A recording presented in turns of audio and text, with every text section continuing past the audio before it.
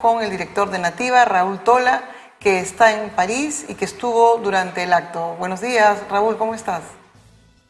Hola Paola, ¿qué tal? ¿Cómo estás? Pues muy contento, como dices tú, un día histórico. Cuéntanos cómo fue esperar ese momento, la espada, el discurso que fue increíble y un amor, una declaración de amor a la literatura, ¿no? Cuéntanos un poco de estar allí en ese lugar.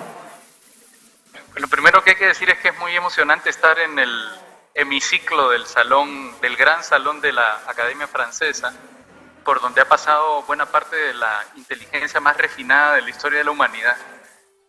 El salón estaba lleno, había muchísimos invitados de parte de Mario Vargas Llosa.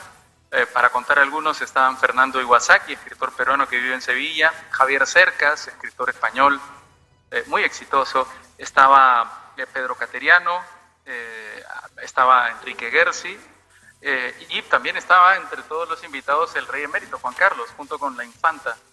Esa fue parte del público que asistió a la ceremonia. La ceremonia comenzó muy puntual a las 3 de la tarde, cuando luego de un redoble de tambores ingresaron todos los miembros de la Academia Francesa, conocidos como inmortales. Uno de los que ingresó fue, por supuesto, Mario Vargas Llosa, que ocupó el sillón 18 de la Academia, donde ofreció un discurso de 1 hora, de pie, sin pausas, sin hacer pausas siquiera para tomar agua, demostrando una vitalidad absolutamente increíble. Un discurso que, por supuesto, habló de su vínculo estrecho con la literatura francesa. Vargas Llosa dice siempre que él no hubiera sido escritor sin Francia, sin el ejemplo de escritores como Victor Hugo, Flaubert, Sartre, Camus. Y concluido el discurso de 1 hora, en donde también dedicó un amplio fragmento del mismo a hacer un elogio a Michel Serret, que es su antecesor en el sillón 18, tuvo una respuesta de parte de David Rondeau, que es el académico de la lengua francesa que propuso a Vargas Llosa como académico, y quien hizo un elogio de la obra de Vargas Llosa, contando historias absolutamente increíbles y muy entrañables, como el recorrido que hizo el propio Rondeau como buen fetichista de la literatura, esas fueron las palabras que empleó, por Barranco, para ver si en algún momento se asomaba por el balcón Vargas Llosa, o por lugares donde ocurren algunas de las ficciones de Mario Vargas Llosa, como por ejemplo el Colegio Leoncio Prado. Y cuando habló del Colegio Leoncio Prado, por supuesto escenario de La Ciudad de los Perros, contó que era tan fetichista que no había podido evitar pasar por ahí y comprar un banderín, y mostró el banderín del Colegio Leoncio Prado en el gran salón de la Academia Francesa, y ahí se produjo un aplauso, cosa que es algo absolutamente extraño. Es otra de las tradiciones que se han roto con el ingreso de Vargas Llosa a la Academia, porque en los discursos de orden no se aplaude. Es una regla no escrita que los discursos se escuchan en silencio y sin aplaudir, pero eso ocurrió el día de ayer. Por supuesto, también habló Rondeau de la contribución de Vargas Llosa a el conocimiento de la literatura francesa en el mundo, y fue una ceremonia muy emocionante que concluyó a las 5 en punto también, luego de lo cual hubo un cóctel donde los invitados compartimos una copa, pudimos conversar y por supuesto celebrar el ingreso de Vargas Llosa a la Academia.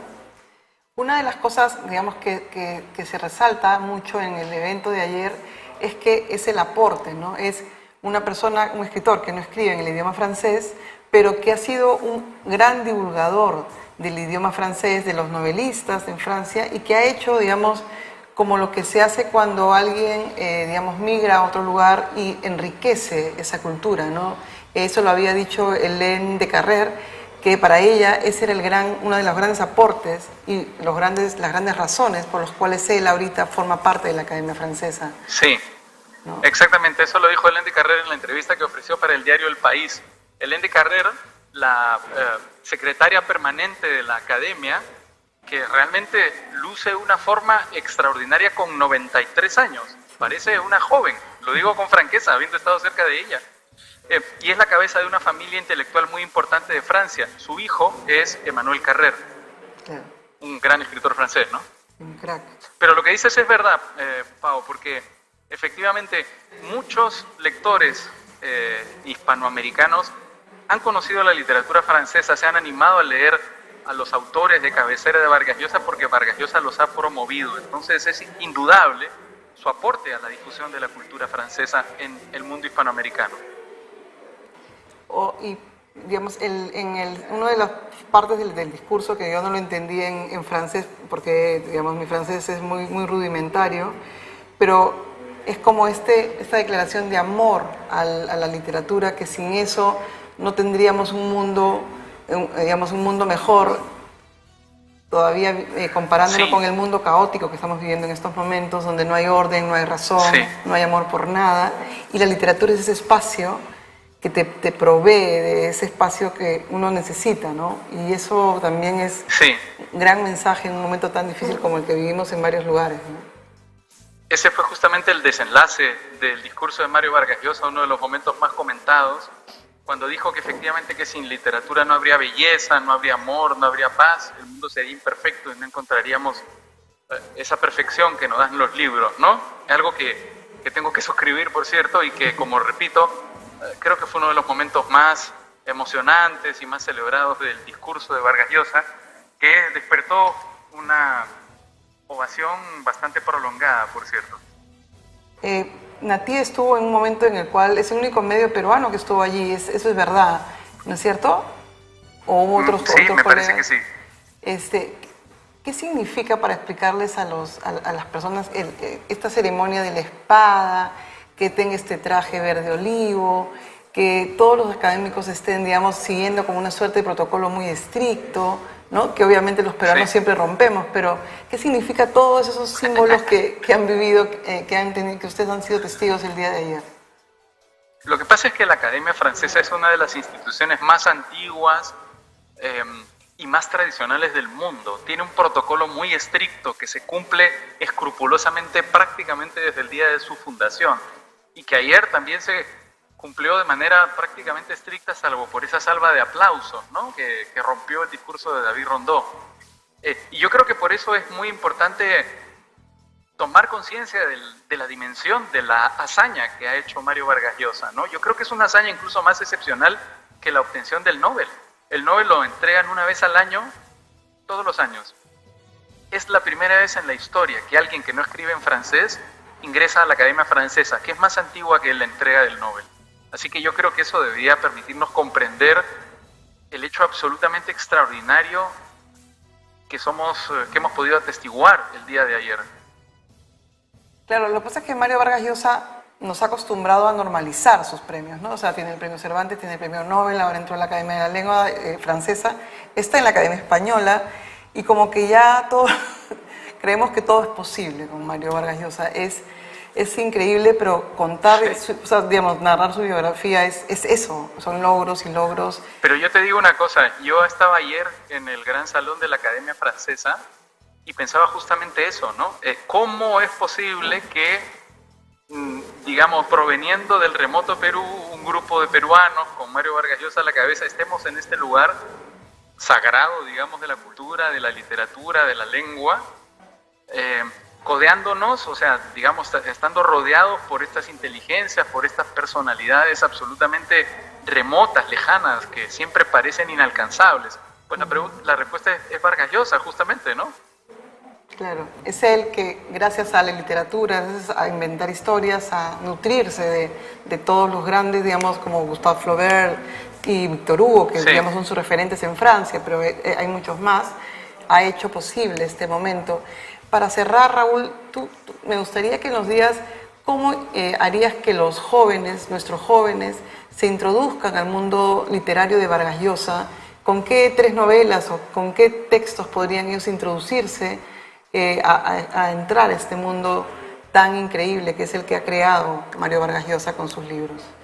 Lo primero, una pequeña reflexión, Paola, también a partir de lo que tú has dicho. Mi impresión es que como lo tenemos relativamente cerca, como ha venido participando de manera bastante activa en los debates de la sociedad peruana, los peruanos tenemos a Vargas Llosa muy normalizado y no nos damos realmente cuenta de la dimensión que tiene. El discurso de David Rondó yo creo que sirve para darnos cuenta de la magnitud de figuras de la historia de la literatura de Mario Vargas Llosa, ya no solo de este momento. Él pasará a la posteridad y tendrá libros que lo sobrevivirán sin duda. él cree que sus dos mejores libros son, aquellos que lo sobrevivirán son Conversaciones en la Catedral y La Guerra del Fin del Mundo. Ahora, si tú me preguntas por los libros que tendría que leer un joven para entrar a la obra de Vargas Llosa, yo podría contarte mi propia experiencia. Yo leí La Ciudad de los Perros a los 16 años y la disfruté muchísimo. Hay libros de literatura infantil de Mario Vargas Llosa que yo creo que podrían servir para que uno con 6 o 7 años entre en su universo. Por ejemplo, los libros de Fonchito, ¿no? Que son libros relativamente recientes. Y yo creo que en el momento que uno entra en ese universo está perdido y lo único que querrá será seguir leyendo los libros de Vargas Llosa. Y yo creo que, no sé, por ejemplo, La tía Julia y el puede ser un segundo paso y un tercer paso, Los cachorros. Sí, claro. Bueno, y solo para cerrar, si te pidieran hacer una biografía de alguien que todavía sigue tan vivo y en movimiento como Mario Vargas Llosa, ¿cómo lo harías? Bueno, tú sabes que ayer estaba el biógrafo famoso de Mario Vargas Llosa, Gerald Martin, sí, que escribió una biografía canónica de García Márquez. Y claro, es increíble porque Vargas Llosa tiene 86 años y todavía no ha podido terminar de escribir la biografía de Vargas Llosa. Porque cada vez que piensa que ha terminado de escribir el libro, Vargas Llosa hace algo más extraordinario que la vez anterior. Entonces, por supuesto, este capítulo va a tener que entrar en el libro. Así que creo que él sería la persona más indicada para responder esta pregunta, pero sin duda creo que es un ejercicio, un trabajo monumental. Y creo que en la imaginación de Gerald Martin, interminable. Bueno, Raúl Tola, director de Nativa, estuvo con nosotros. Gracias por esta gran conversación y te esperamos a las 12 en Al Vuelo. Un abrazo.